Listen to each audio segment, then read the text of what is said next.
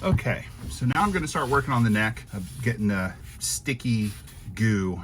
It's just the kind of paint they use. It takes a long time to cure, and it's very thick. So you can see there's already a piece of blue tape on here, and I marked that. That's where the body starts. I'm not gonna sand down that far anyways. So I'm gonna come up about here, and I'm gonna stop just below where the neck starts to thicken into the headstock. So I'm gonna tape it off in between there so that I don't sand anywhere that I don't intend to sand. So I also wanna protect the binding on either side a little bit. And you don't really feel the sticky as much on the sides right below the fingerboard anyways. And I'm not gonna make you watch me tape up a neck because that's boring.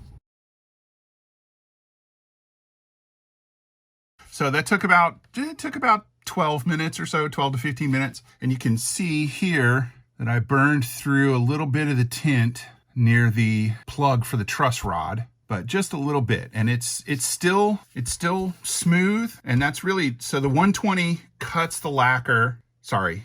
Yeah, the 120 cuts the lacquer. The 220 kind of cleans up the marks left by the 120.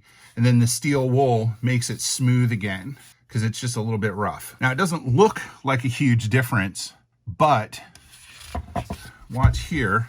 We'll take the tape off at the neck, or at the headstock, and you'll be able to see the difference, a little bit more clearly. You can see there's a clear line there where the tape was. And so really, I just wanted to knock it down to make it not feel sticky. That's a common complaint, not just this Fender product, but a lot of Fender products that use that heavy gloss lacquer on the backs of necks. Because I kind of burned through some of the tint here, it won't be as easy to get back to a gloss shine as it might be if I had been a little more careful. I'm not going to stress about it because it's just not worth getting worked up over.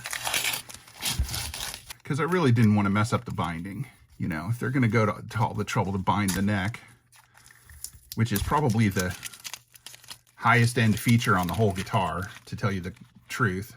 And I'm sure it's not, high quality material. I'm sure it's just cheap plastic, but it does look nice. And you got to find that balance between a guitar functioning the way you want it to and retaining its youthful good looks. There's a nice, clear line. And you can, if you were here, I promise you could feel the difference between this edge and this edge. And it is a big difference. But I did not burn through the binding. You can see just a tiny line of untouched tint at the edge of the binding. I got this one much closer.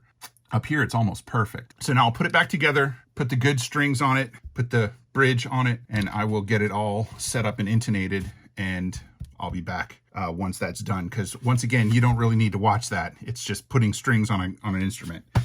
You've done that yourself 1,000 times. Okay, maybe 100 times.